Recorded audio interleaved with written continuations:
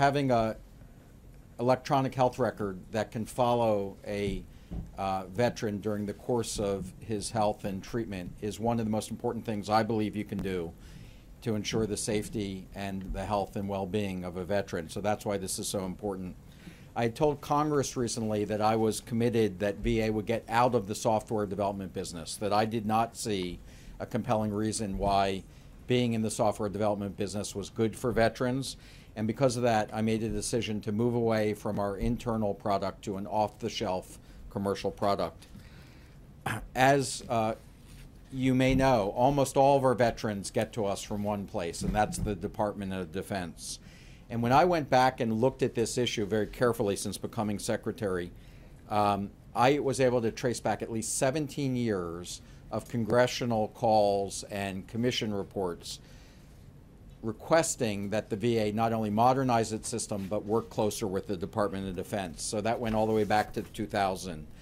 But actually, to this date, the Department of Defense and the Department of Veteran Affairs have gone separate ways. We each have separate systems and each are supporting separate electronic systems.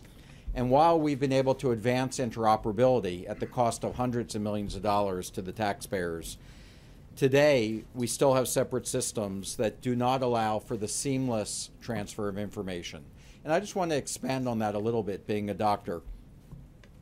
What we were able to do with the Department of Defense over years and years, and as I said, hundreds of millions of dollars, we're able to read each other's records right now. That's called interoperability, or at least that's our certification.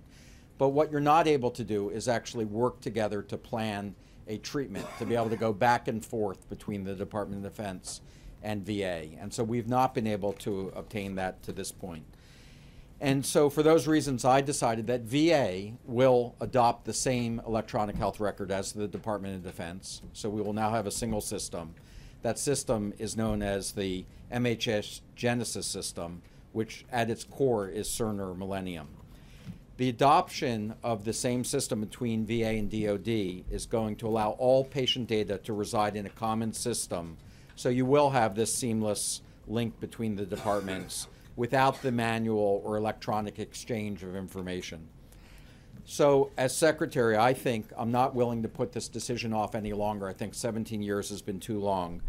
When DoD went through its decision on electronic medical records and its acquisition process in 2014, it took them approximately 26 months to do this. And I will tell you, in government terms, that's actually a pretty efficient process. I don't think we can wait that long when it comes to the health of our veterans.